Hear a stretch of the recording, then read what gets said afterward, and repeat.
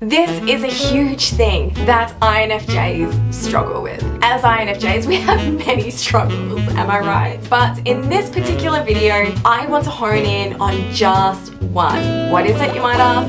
That is the struggle of self-criticism. Now comment below if you are one of those INFJs who struggle with self-criticism. Let's talk about 5 reasons why INFJs might struggle with this, and then I'm going to share a little bit about what you can actually do to help you overcome self-criticism. Reason number 1, INFJs generally have high expectations for themselves and others, leading to self-criticism when they feel like they haven't met those expectations.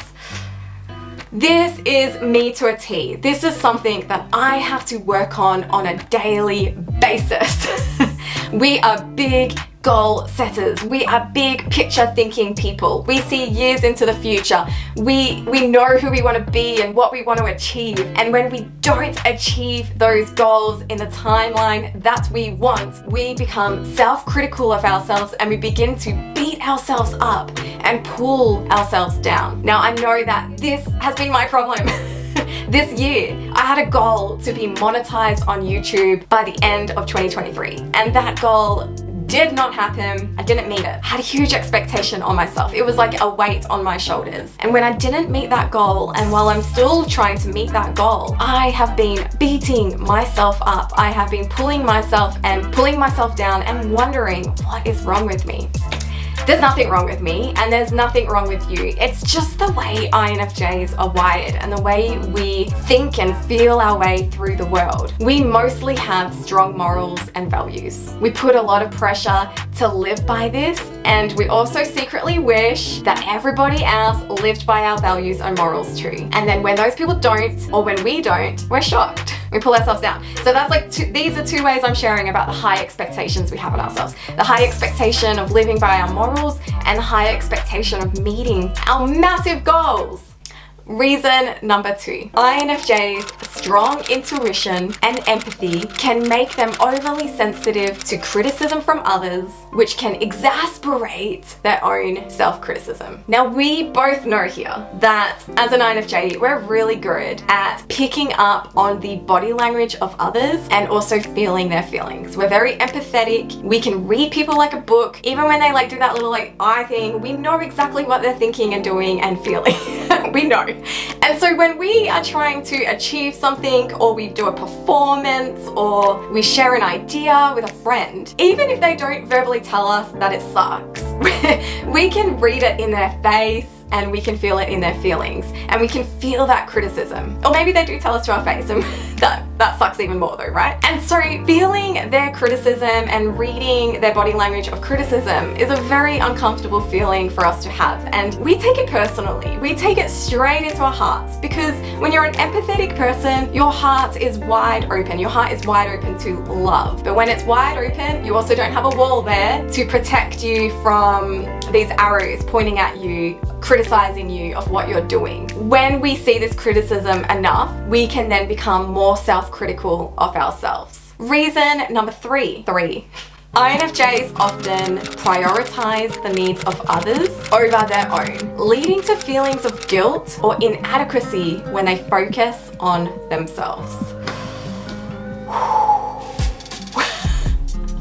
I needed to take a deep breath then, because that just brought up a lot of my early 20s for me. We are such giving people. We are such loving people. And often we can make the mistake of forgetting about our own needs, forgetting about our own mental health, our own emotional well-being, and we'll lay ourselves down to do everything for other people. But then the moment you decide that you're not going to people please, you're not going to forget about yourself, the moment you put yourself first, you then, either from the other person or mostly from your internal self, will begin to feel so guilty and so inadequate for doing that, because it feels completely foreign to put yourself first. Whenever I've done anything for myself, maybe not so much these days, but when I first started doing things for myself because I want to, because I love it, because it's good for me, I felt like I was the most selfish human ever. Give me a comment if you know what I mean by that. If you feel selfish when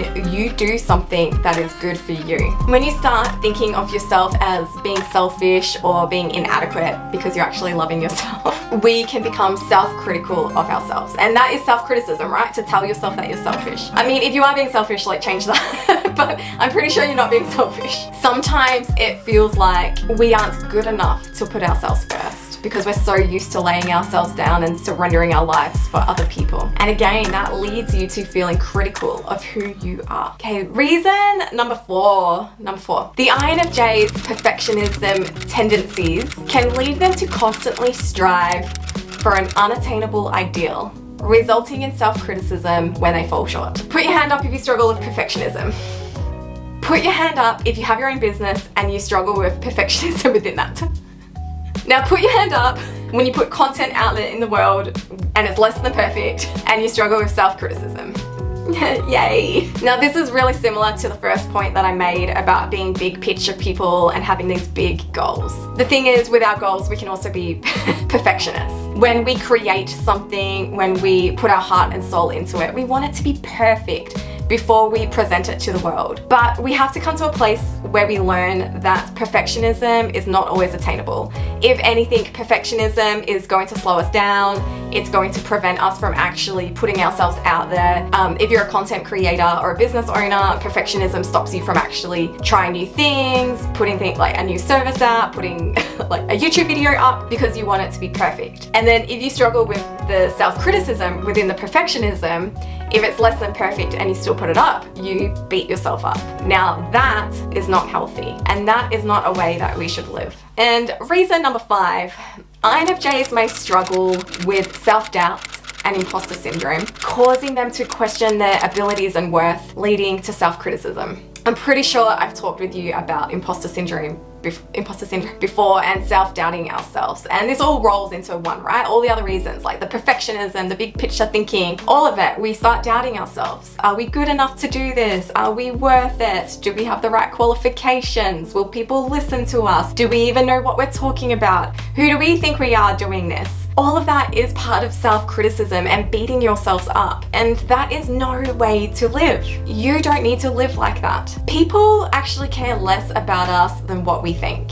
If you're wanting to put yourself out there on YouTube, Instagram, or just any other way, stand bold, stand tall, and just go for it. Don't worry about what others are going to think of you, and don't worry about meeting these ideals that are just impossible. Don't worry about being perfect in what you're doing. Just do it, because it's in that daily practice, that weekly practice of doing something, that you become better at it, and the better you get at it, the more confident you feel. And then the more confident you feel, the less self-doubt you have, the less imposter syndrome you have, and the less you will then criticize yourself in what you're doing.